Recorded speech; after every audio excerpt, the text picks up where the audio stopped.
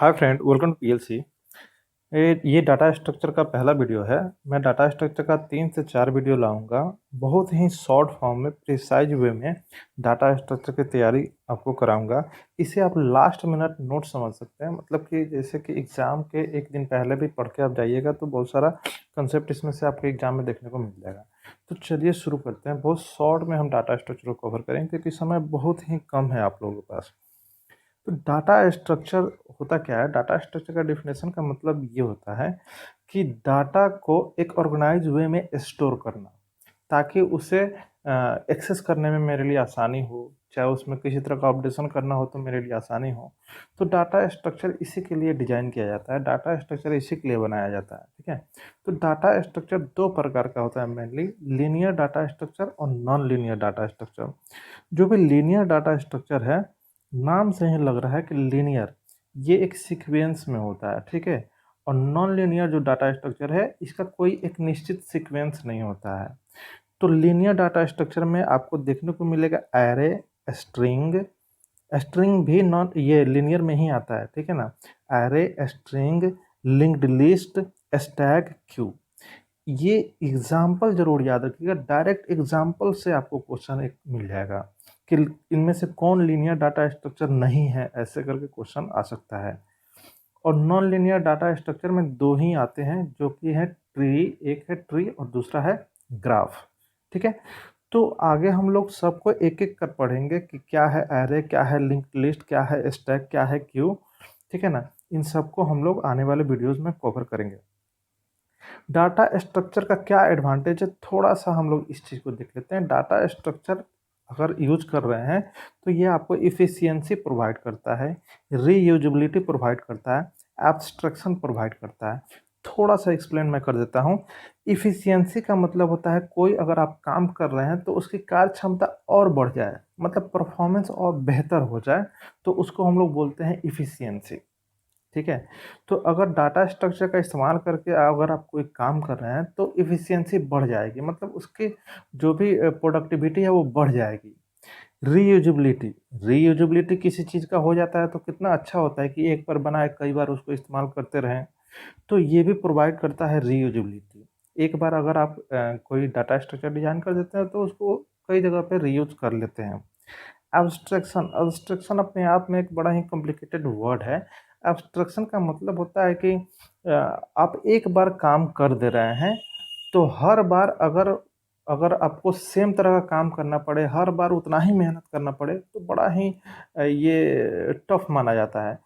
आपको अगर कुछ एक एक बार काम करने के लिए दे दिया जाए और उसी काम का मतलब उसी मेहनत का फल अगर आप आगे उठाते रहें तो आपको कितना अच्छा लगता है। तो एब्स्ट्रैक्शन का मतलब यही समझ लीजिए कि जितना भी कॉम्प्लेक्सिटी है वो आपके लिए छुप जाता है। नेक्स्ट टाइम बस आप उसको यूज कीजिएगा तो एक दो लाइन लिख दीजिएगा, वो सारा का सारा फीचर आपके लिए वहाँ पे इस्तेमाल हो जाएगा। तो इससे आप रीयूजेबिलिटी के कंसेप्ट में समझ सकते हैं कि जहाँ जहाँ आपको रीयूजेबिलिटी मिलेगा ना, वहाँ वहाँ उसके पीछे एब्स्ट्रैक्शन भी आपको मिल जाएगा। तो एब्स्ट्रैक्शन क्या करता है? बैकग्राउंड डिटेल्स को छुपा देता है, मतलब कॉम्प्लेक्सिटी को छुपा देता है, आपके लिए काम को और आसान बना देता है। बस इतना समझ लीजिए। चलिए आगे बढ़ते हैं।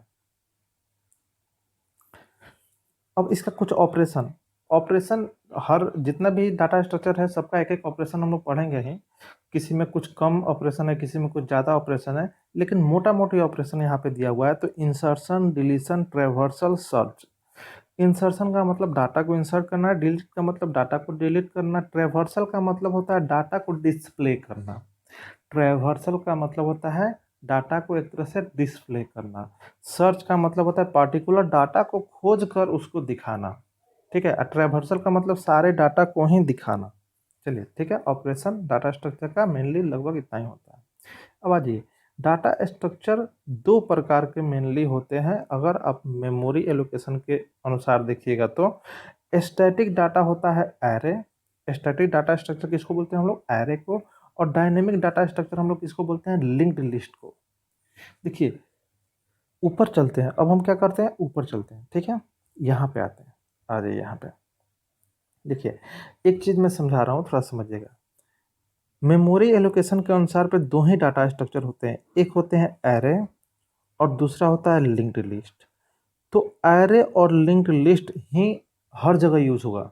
देखिए, एरे स्टैटिक नेचर का होता है, मतलब यहाँ पे ये स्टैटिक नेचर का होता है, और लिंक्ड लिस्ट होता है डायनेमिक नेचर का होता है, मतलब यहाँ पे डायनेमिकली मेमोरी एलोकेट होता है लिंक्ड लिस्ट में। और एरे में क्या होता है, डायनेमिकली मेमोरी एलोकेट नहीं होता है, कंपाइल टाइम पे मेमोरी एलोकेट होता है। तो मतलब कि यहाँ पे फिक्स्ड हो जाता है, एक बार जो आपने बना दिया सो बना दिया, उसमें रन टाइम कोई छेड़छाड़ आप नहीं कर सकते हैं। लेकिन लिंक लिस्ट में आप रन टाइम थोड़ा कम या ज़्यादा मेमोरी कर सकते हैं, इसी के लिए इसको बोला जाता है डायनेमिक मेमोरी एलोकेशन के द्वारा ये काम होता है। तो ये डायनेमिक डाटा स्ट्रक्चर है। अब देखिए, अब स्टैक, अब आगे बढ़ते हैं, थोड़ा सा पेन का कलर चेंज करते हैं, ठीक है, एक सेकंड रुकिए। Stack queue tree graph, stack queue tree graph, ये क्या है ना, मेनली डाटा स्ट्रक्चर ये सब जो बनाया जाता है या तो एरे का इस्तेमाल करके या तो लिंक लिस्ट का इस्तेमाल करके। मतलब आप बोल सकते हैं कि जैसे कि एक घर बना रहे हैं आप, तो आपको ईंट सीमेंट छड़ की आवश्यकता होती है, यही तीन मेन चीज़ है, ठीक है। और हो सकता है ये जो भी उसका स्टोन वगैरह लगता है, उसी का यूज करके आप कई तरह का घर बना देते हैं। तो आप बोल सकते हैं कि मेन एरे और लिंक लिस्ट ही है, इसी का इस्तेमाल करके आप स्टैक बनाते हैं, इसी दोनों का इस्तेमाल करके आप क्यू बनाते हैं, इसी दोनों का इस्तेमाल करके आप ट्री बनाते हैं, इसी दोनों का इस्तेमाल करके आप ग्राफ बनाते हैं। अगर आपको स्टैक बनाना है, अगर फिक्स्ड स्टैक बनाना है तो आप एरे का इस्तेमाल कर लीजिएगा, डायनेमिक स्टैक बनाना है तो आप लिंक लिस्ट का इस्तेमाल कर लीजिएगा। ठीक उसी तरह से फिक्स्ड अगर क्यू बनाना है तो आप एरे का इस्तेमाल कर लीजिए, डायनेमिक क्यू बनाना है तो आप लिंक लिस्ट का इस्तेमाल कर लीजिए। तो जितना भी आपको ये जो हम चार दिखा रहे हैं, स्टैक, क्यू, ट्री, ग्राफ, इसको दो तरह से इम्प्लीमेंट करते हैं, एरे के थ्रू और लिंक्ड लिस्ट के थ्रू। क्लियर? चलिए आगे बढ़ते हैं। अब थोड़ा सा एरे को पढ़ते हैं, हालांकि हमें जहाँ तक पता है कि आप लोग को एरे का कंसेप्ट क्लियर होगा ही, लेकिन कोई बात नहीं, एरे को फिर से रिवाइज कर लेते हैं। देखिए, एरे क्या है, एरे एक कलेक्शन है। एरे क्या है, कलेक्शन है, किस तरह का, तो सिमिलर डाटा टाइप का। सिमिलर डाटा टाइप, एरे में जितना डाटा होता है सब एक ही टाइप का होता है, डिसिमिलर टाइप नहीं होता है। इसको दूसरे भाषा में आप बोल सकते हैं होमोजेनियस टाइप, ठीक है। तो यहाँ पे एक एरे बनाया गया है। एरे बनाने का क्या होता है, सिंटेक्स, आपको डाटा टाइप लिखना है, एरे का नाम लिखना है और बिग ब्रैकेट में साइज दिखा देना है। अब जितना साइज दिखा दीजिएगा उतने साइज का एरे आपके लिए बन जाएगा। साइज हमेशा शुरू होता है जीरो से, ये एकदम याद कर लीजिएगा। एरे का जो भी स्टार्टिंग पोजीशन होता है वो जीरो होता है, और जो साइज, जो आखिरी वाला इंडेक्स होता है वो साइज -1 तक होता है, ठीक है। और जो ये जितना बॉक्स है, इन सबको हम लोग बोलते हैं एलिमेंट। क्या बोलते हैं, एलिमेंट। जितना बॉक्स है ना, उसमें जो भी डाटा आप रखे हैं उसको एलिमेंट बोलते हैं, ठीक है।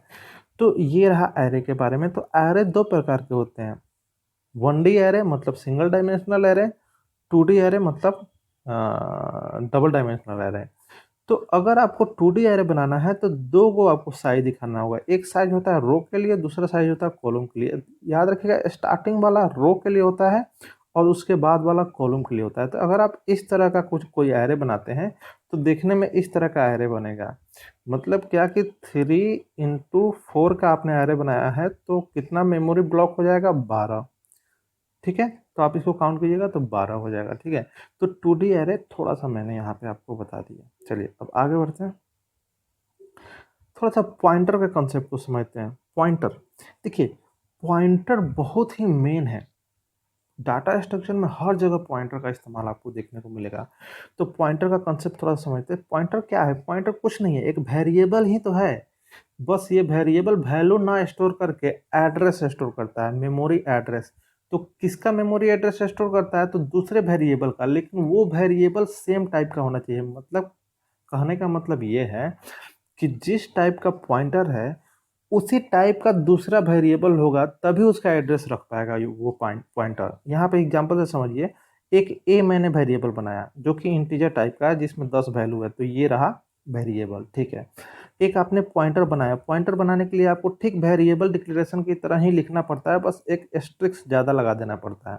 तो ये एस्ट्रिक्स बताता है कि ये जो p है ये पॉइंटर वेरिएबल है। तो यहाँ वाला जो वेरिएबल दिख रहा है आपको, ये जो p है ये पॉइंटर वेरिएबल है। तो पॉइंटर वेरिएबल कभी एड्रेस स्टोर करता है, हमेशा एड्रेस स्टोर करता है, वो डाटा स्टोर नहीं करता है। तो यहाँ पे देखिए ये वाला लाइन जो मैंने लिखा है, यहाँ पे एड्रेस ऑपरेटर मैंने यूज किया है, इसको बोलते हैं हम लोग एड्रेस ऑपरेटर। तो ये क्या कर रहा है, ए के साथ हमने लगाया तो ए का एड्रेस पी में डाल रहा है।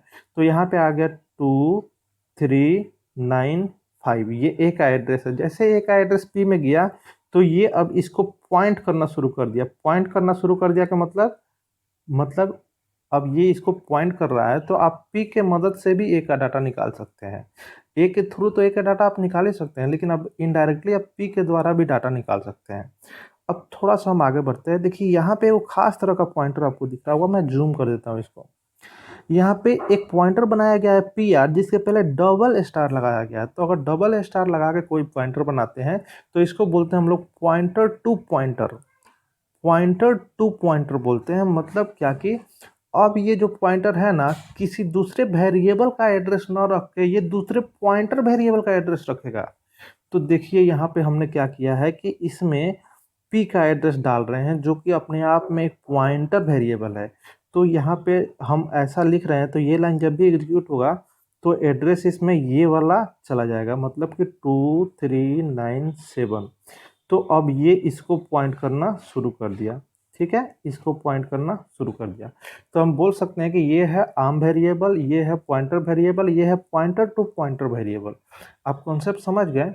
अब देखिए इस ए का वैल्यू आप इसके थ्रू तो निकाल ही सकते हैं, आप इसके थ्रू भी निकाल सकते हैं, लेकिन अब कैसे निकालना होता है उसको तो पूरा डिटेल में पढ़ना पड़ेगा। ठीक है, लेकिन यहाँ पे हम लोग समरी पढ़ रहे हैं। ठीक है, तो बस आप समझ गए क्या होता है पॉइंटर वेरिएबल और क्या होता है पॉइंटर टू पॉइंटर वेरिएबल। अब आ जाइए आगे। अब हम लोग आगे बढ़ते हैं तो देखते हैं कि पॉइंटर का क्या यूज़ है। तो पॉइंटर का इस्तेमाल है कि एरे एलिमेंट को ये एक्सेस कर सकता है।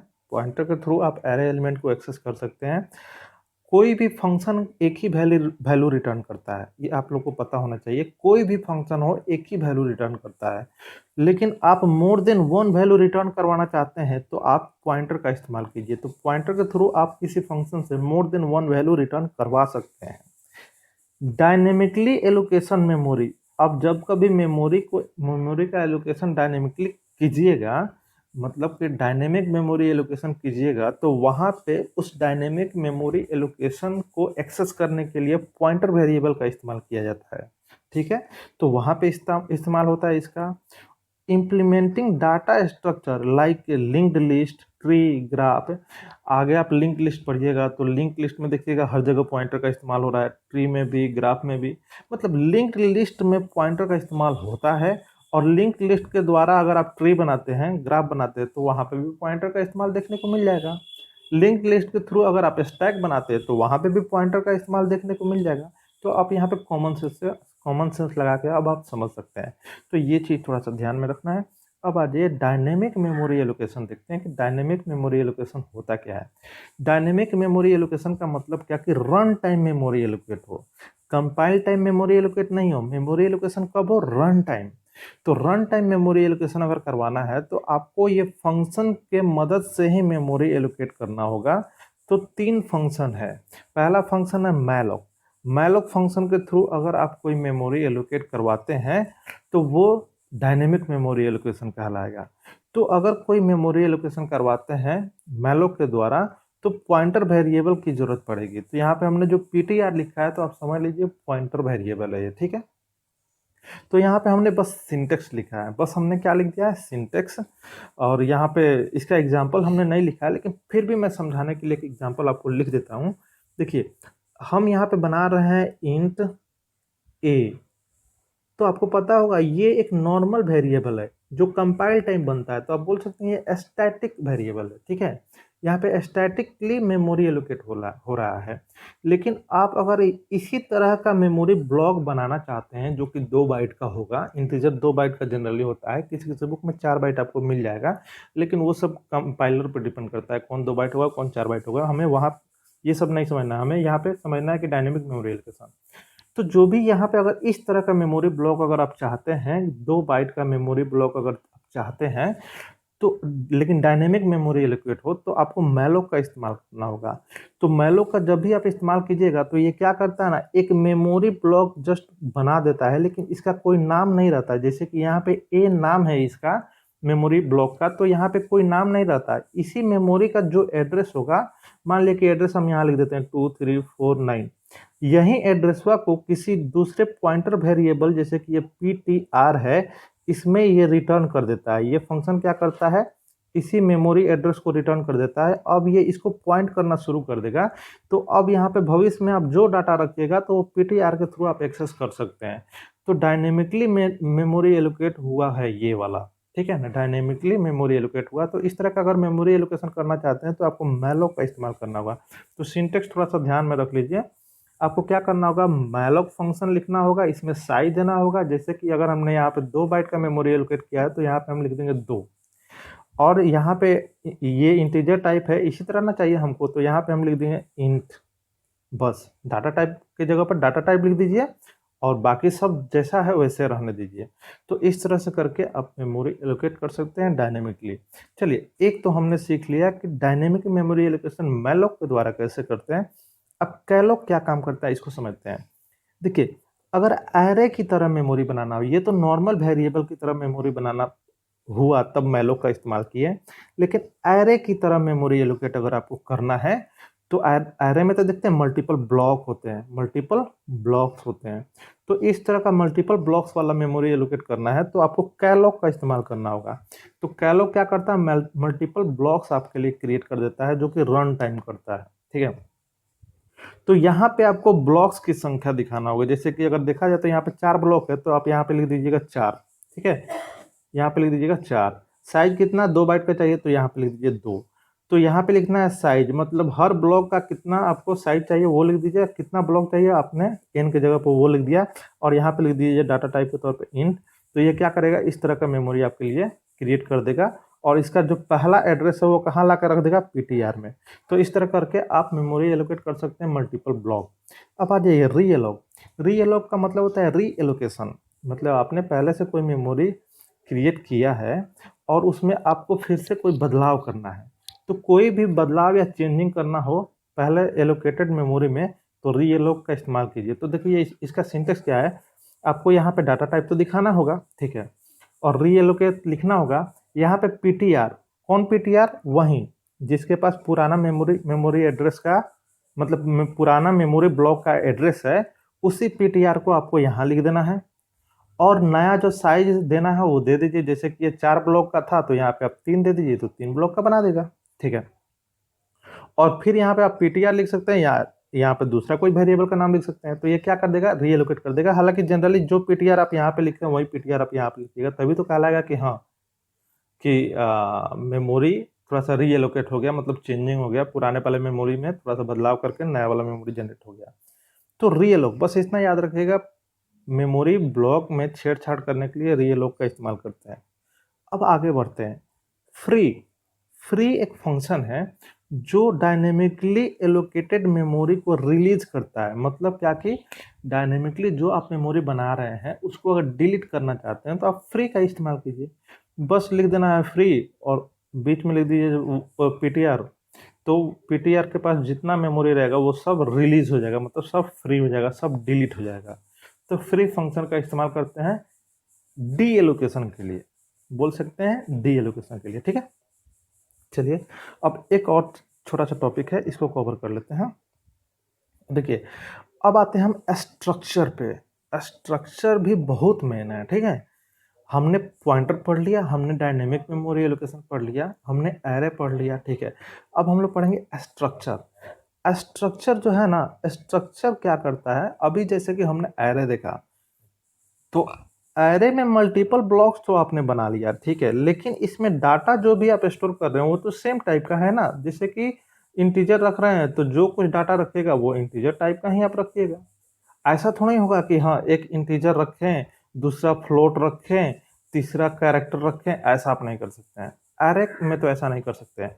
लेकिन अगर इस तरह का जरूरत आपको पड़ जाए कि मल्टीपल टाइप के डाटा को अगर हम स्टोर करना चाहते हैं तब आपको स्ट्रक्चर का इस्तेमाल करना होगा। किसका इस्तेमाल करना होगा? स्ट्रक्चर का। तो आज ये अब स्ट्रक्चर पे पढ़ते हैं। कह रहा है कि data of different type can be grouped together under a single name using structure. Structure का इस्तेमाल करके आप डिफरेंट टाइप के डाटा को ग्रुप बना सकते हैं। अब देखिए ये कैसे काम करता है।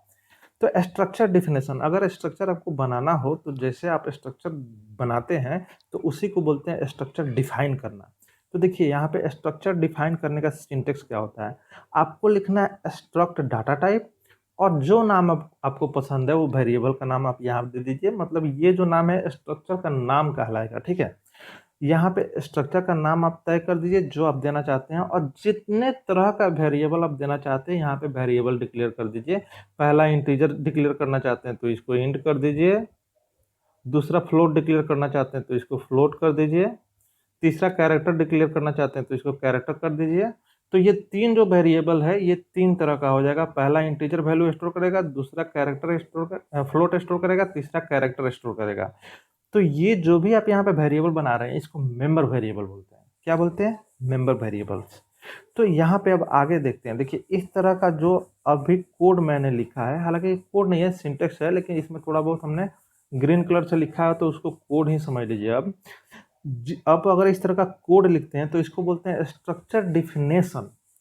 जब आप स्ट्रक्चर को डिफाइन करते हैं ना तो उस समय मेमोरी एलोकेट नहीं होता है, मतलब किसी तरह का मेमोरी एलोकेशन नहीं होता है। जब आप उसका एक वेरिएबल बनाते हैं उस स्ट्रक्चर का, जिस स्ट्रक्चर का नाम आपने यहाँ पे दिया है, इस नाम का यूज करके आगे एक वेरिएबल बनाते हैं, तब जाके इस तरह का एक मेमोरी में वेरिएबल बनता है जिसको बोलते हैं स्ट्रक्चर वेरिएबल। अब आप बोल सकते हैं कि हाँ मेमोरी में एक स्थान लिया, मतलब कि यहाँ पे एक मेमोरी में वो कुछ मेमोरी को ऑक्युपाई किया। तो मेमोरी ऑक्युपाई कब करता है? जब आप स्ट्रक्चर वेरिएबल बनाते हैं तब। स्ट्रक्चर को डिफाइन करते हैं तो उस समय मेमोरी एलोकेशन नहीं होता है। जस्ट लाइक इसको ऐसा समझ लीजिए, जैसे आप एक घर का डिजाइन बनवाते हैं किसी इंजीनियर से, तो आप डिजाइन बनवाते हैं पेपर पे तो आपका घर नहीं ना बन जाता है।